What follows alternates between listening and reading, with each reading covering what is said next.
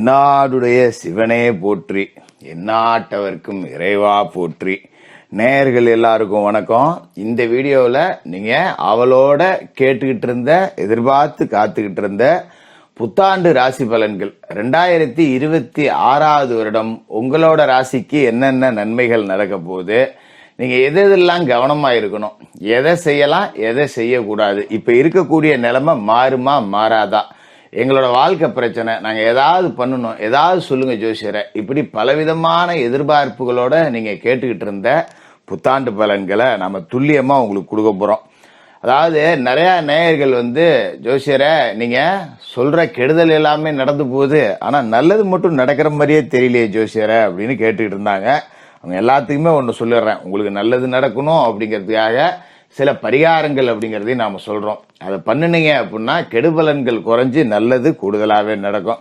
சரி, இந்த 2026 புத்தாண்டு உங்களுக்கு எப்படி இருக்க போகுது? இந்த வருஷமாவது ஏதாவது நல்லது நடக்குமா? வாழ்க்கையில் உருப்பிடுவோமா? கடங்கண்ணி அடைப்போமா? கல்யாணம் ஆகுமா? வீடு கட்டுவோமா? பிரச்சனைகள் தீருமா? வம்பு வழக்குகள் தீருமா? இப்படிப்பட்ட உங்களோட எதிர்பார்ப்புகளுக்கு விடை சொல்கிறோம். அதாவது தமிழுக்கு விஸ்வாவசு வருடம் மார்கழி மாதம் 17ஆம் தேதி குரு பகவானுக்கு உரிய வியாழக்கிழமையில இந்த 2026 புத்தாண்டு பிறகுது. இந்த புத்தாண்டு பிறக்கும் போது பாத்தீங்கன்னா கூட்டு கிரக யோகம் அப்படின்னு நாம சொல்லுவோம். அந்த யோகம் காலபுருஷனுக்கு 9வது வீடு தனுசு ராசியில 4 கிரகங்கள் சேர்ந்திருக்கு. கிரகங்களோட ராஜா சூரிய பகவான் தனுசுல இருக்காரு, பூமிகாரகன் செவ்வாய் தனுசுல இருக்காரு, புத்திகாரகன் புதன் தனுசுல இருக்காரு, சுக்கிர பகவான் அசுரகுரு தனுசுல இருக்காரு. இப்ப இந்த வருடத்திற்கு உண்டான வருட கிரகங்கள் அப்படின்னு பாத்தீங்கன்னா குரு பகவான் மிதுன ராசியில இருக்காரு. ஜூன் மாசம் 2ஆம் தேதி நேர்கதியில கடக ராசிக்கு போய் உச்சமடைய போறார். சனி பகவான் மீன ராசியில இருக்காரு. ராகு, அதாவது விஷ பாம்பு ராகு கும்பராசியில இருக்கு. டிசம்பர் 5 வருஷ கடைசியில தான் மகரத்துக்கு பின்னோக்கி வருது. அது மாதிரி விஷமற்ற பாம்பு கேது அதே டிசம்பர் 5ஆம் தேதி கடகராசிக்கு பின்னோக்கி போக போகுது. இந்த கிரகங்களோட மாற்றம், இருப்பிடம், இதோட பார்வை, இந்த பலாபலன்கள் உங்களுக்கு என்னென்ன நன்மைகளை செய்ய போகுது அப்படிங்கிறத துல்லியமா பார்த்துருவோம். நேயர்கள் எல்லாருக்கும் புத்தாண்டு வாழ்த்துக்கள். மேசராசி நேயர்களே, உங்களுக்கு இந்த புத்தாண்டு 2026 எப்படி இருக்கு அப்படின்னு பார்த்தோம்னா, அதாவது மேசராசி அப்படிங்கிறது காலபுருஷனுக்கு 1வது வீடு, அதாவது செவ்வாயோட சொந்த வீடு. மேசராசிக்காரர்கள் கொடுத்த வாக்கை காப்பாற்றணும்னு நினைக்கக்கூடியவர்கள், எப்பவுமே தான் மேலே தப்பு இருக்கக்கூடாது அப்படின்னு நினைக்கிறவர்கள். ஒருத்தர் கொடுத்த வாக்குக்காக அதை காப்பாற்றணும் அப்படிங்கிறதுக்காக எந்த எல்லைக்கும் போகக்கூடியவர்கள், மிக தைரியமானவர்கள். அதே மாதிரி எதையும் பார்த்து பயப்படக்கூடிய ஆளுங்க அப்படிங்கிறதும் கிடையாது.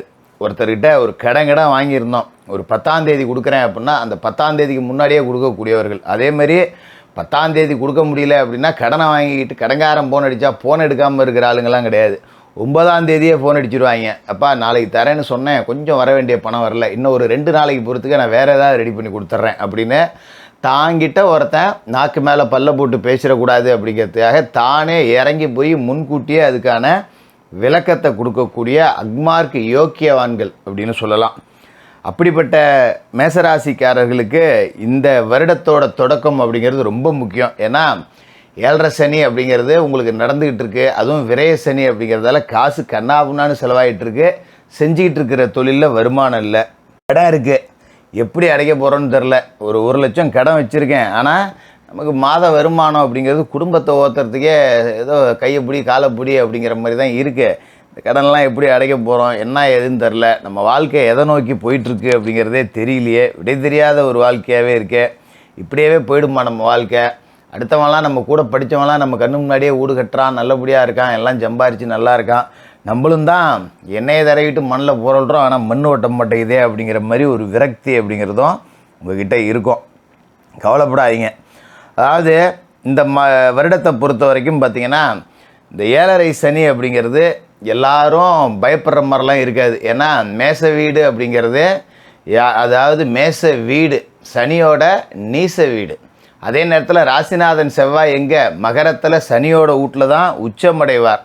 அப்படிப்பட்ட ஒரு காரகத்துவம் கொண்ட சனி கிரகம் உங்களோட ராசியை பொறுத்த வரைக்கும் லாபஸ்தானத்துக்கும் அதிபதி, 10ஆம் இடத்துக்கும் அதிபதி. அவர் 12ல் இருக்கார் அப்படின்னா வரவுக்கு தக்கன செலவை கொடுப்பார். அதனால் வரவு வந்துடும், நீங்கள் கவலைப்பட வேண்டியதில்லை.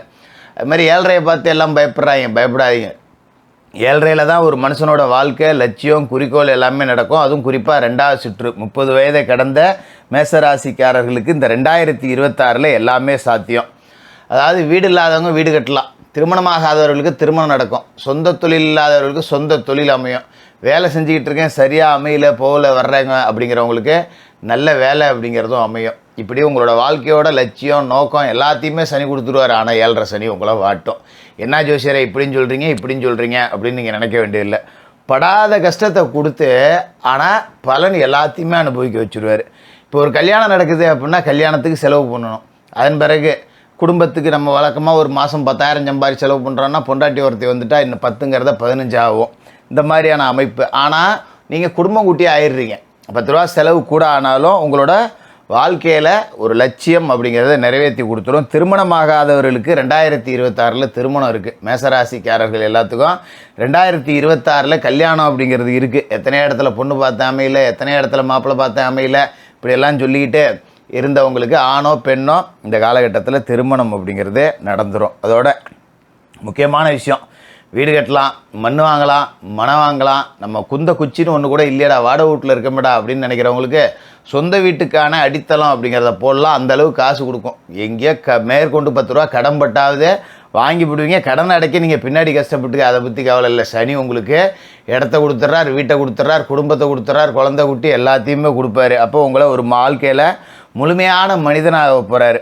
உங்கள் வாழ்க்கை பிரச்சனை எல்லாத்துக்குமே ஒரு நல்ல முடிவு கிடைக்க போகுது. அதுமாரி குரு மறைவிடத்தில் இருக்கார். இப்போ எங்கே இருக்கார்? மிதுனராசியில் இருக்கார் வருஷம் தொடங்கும் போது. அப்போ ஜூன் மாதம் 2ஆம் தேதி அவர் கடகராசிக்கு போய் உச்சமடைய போகிறார். குரு யார் அப்படின்னு பார்த்தீங்கன்னா உங்களோட ராசிக்கு 12க்கும் 9க்கும் அதிபதி. அப்போ 9க்கு அதிபதி உச்சமடைகிறாருனாலே சொந்த வீடு இருக்குன்னு அர்த்தம். அப்போ மேசராசிக்காரர்கள் சொந்த வீட்டுக்கு குடி போக போகிறீங்க. வாடகை வீட்டில் இருக்கிறவங்களாம் சொந்த வீட்டுக்கு குடி போகலாம். வாடகை கட்டடத்தில் தொழில் பண்ணிக்கிட்டு இருக்கவங்களாம் சொந்த கட்டடத்துக்கு போகலாம். இல்லை குடியிருக்கிற வீட்டையே நீங்கள் விலைக்கு வாங்கக்கூடிய அளவுக்கு ஒரு யோகம். எங்கே ஜோசியரை நானே 2 லட்சம் கடனில் இருக்கேன், நான் எங்கே வீடு வாங்குறது அப்படின்லாம் நீங்கள் கேட்கலாம். 2 லட்சம் கடன் உங்களுக்கே தெரியாமல் தானே உங்களுக்கு வந்துச்சு.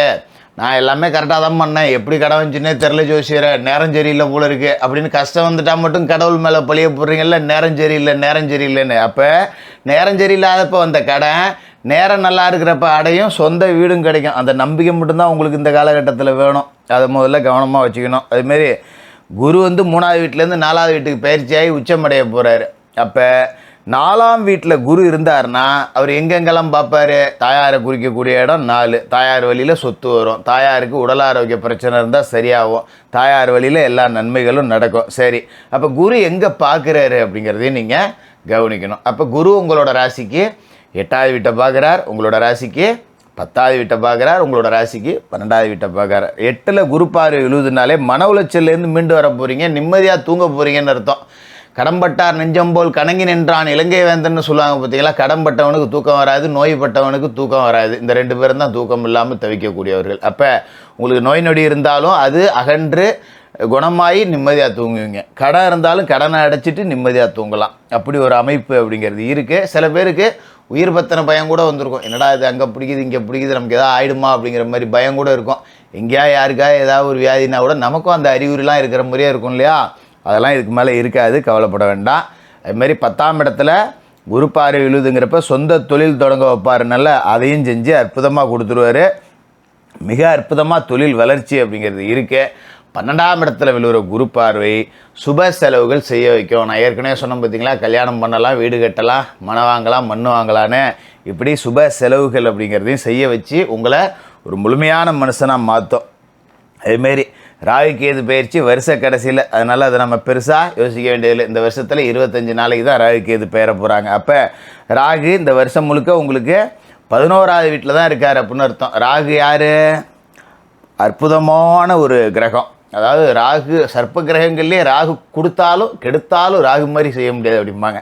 அப்போ அவர் 11வது வீட்டில் இருக்கார். அப்படிங்கும்போது உங்களுக்கு எதிர்பாராத பணம், ஒரு வாரிசு இல்லாத வீட்டிலேருந்து உங்களுக்கு பணம் வரலாம். இல்லை மனைவி வழியில் அவங்களுக்கு வாரிசு இருக்காது, ஒத்த பொண்ணாக இருக்கலாம், கல்யாணம் பண்ணி சொத்து சுகம் சேரலாம், இல்லை கீழே கிடந்து பணம் எடுக்கலாம், லாட்டரி யோகம் விழுவலாம். இந்த மாதிரி உழைக்காத வகையில் பணம் அப்படிங்கிறது கிடைக்கக்கூடிய வாய்ப்பை ராகு உண்டாக்கி கொடுப்பாரு. கேது மட்டும்தான் உங்களுக்கு பிரச்சனை அப்படிங்கிறத கொடுக்குறாரு. கேது ராசிக்கு 5ல் இருக்கார். அப்போ பூர்வீக சொத்து பாகம் பிரிக்கிறது போகிறது வர்றதில் பிரச்சனை வரும். சில பேருக்கு பூர்வீக சொத்தை விற்றுட்டு அதன் மூலியமாக 10 ரூபா வருமானம் வந்து அதை வச்சு சம்பாதிக்கக்கூடிய விபரீத ராஜயோகம் அப்படிங்கிறதையும் கொடுக்குது.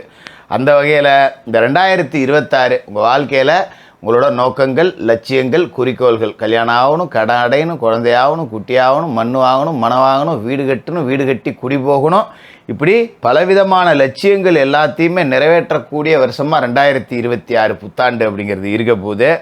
அப்போ நீங்கள் என்ன செய்யணும் அப்படின்னு பார்த்தீங்கன்னா, தினமும் குளித்து முழுவிட்டு விநாயகர் வழிபாடு செய்யணும்.